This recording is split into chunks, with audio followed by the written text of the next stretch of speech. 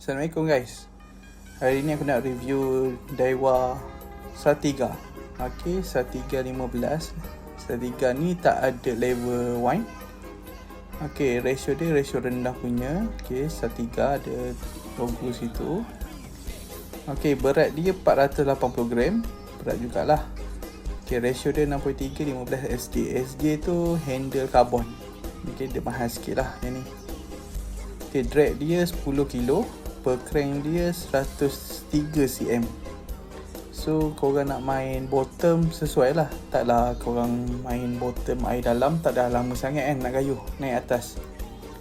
So PE4 boleh masuk 300 meter, 65 LBO PE4. Okay, 8 bar bearing, 10 kilo punya drag, memang sesuai untuk main bottom. Okay, next kita buka dalam dia. Kita tengok macam mana semuanya.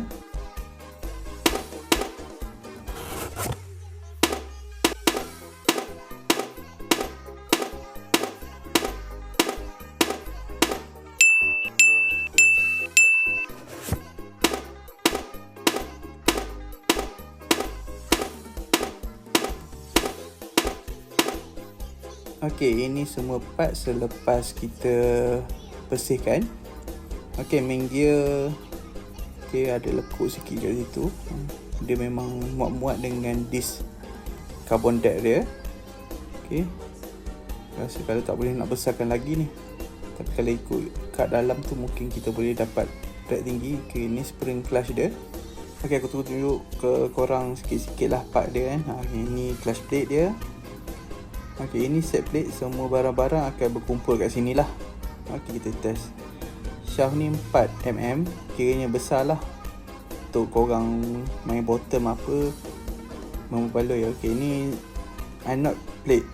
Okey, anode plate ni yang baru lah daripada untuk Daiwa 15 ni. Nampak besar kan? Kalau yang itu 300 kecil je dia bagi.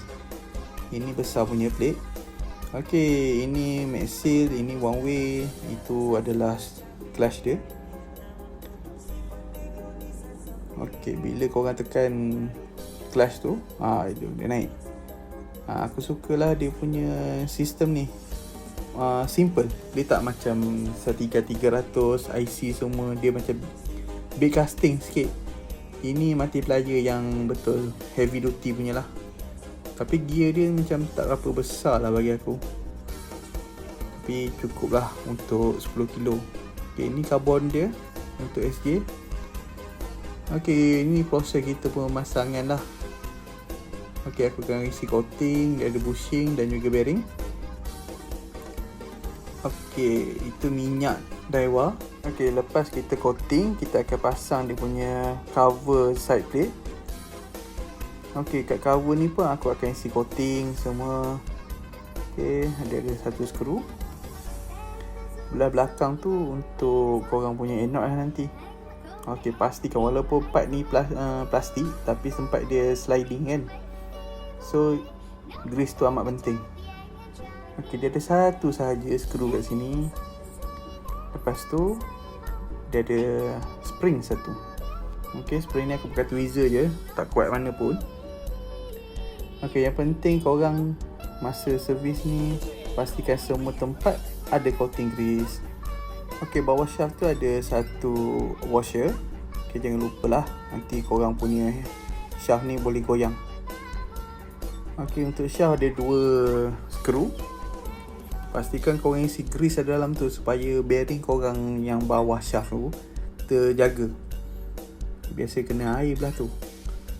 Okey, ini aku isi coating. Nampak tak aku isi coating bahagian luar tu, yang bahagian dalam ni tak bagi air ataupun garam duduk kat situ. Okey, masukkan. Untuk karbon tu aku pakai grease Duthlon Power Drag. Untuk coating pula aku gunakan Duthlon G9. Untuk main gear aku gunakan Shimano SRG. Okey, untuk coating korang perlulah pastikan grease berkualiti tinggi supaya dia tahan lama melekat situ ya. Okey, ni aku masukkan clicker dia. Aku pun isi grease juga dalam tu. Kalau korang boleh tengok, dia ada rubber ring kat situ kan, halang air daripada masuk kawasan carbon drag. Sebab carbon drag tu dia grease tak banyak mana, so dia memang agak dry. So bila air masuk, air boleh terserap dalam karbon, itu yang menyebabkan drag failure semua. Okay, so pastikan korang grease dengan betul dan pastikan o-ring yang menutup dia punya compartment tu elok. Okay, masukkan spring semua. Selepas tu kau masukkan stopper dia. Okay, pastikan betul Untuk bahagian gear cover ni, kita mestilah kena juga isi tu coating. Dia tak ada anode lah macam 13300. Aku ingat ke ada belah ni pun anode. Rupanya dia hanya ada dekat set plate saja. Tapi anode dia besar. Okey, dia ada 4 skru untuk pegang dekat gear cover. Okey, dah siap belah ni. Pastikan check clutch semua dah masuk. Lepas tu coating lagi. Main rail salt water ni memang perlukan coating yang banyak. Okey, ini adalah anode plate dia. Besar berbanding dengan yang 13300.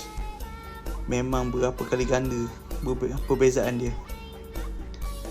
Okey, anode tu berfungsi untuk meresap hakisan lah. Okey, cara mudah dia faham. Okey, aku gunakan oil daripada Daiwa dan light grease daripada Daiwa tu. Yang penting coating, bearing semua kita isi Daiwa punya oil. Okey, ada 3 sahaja skru untuk tutup. Lepas tu pasanglah komponen-komponen tepi tu. Start brake dan juga handle. Okey, handle dia 85 dengan 95 cm.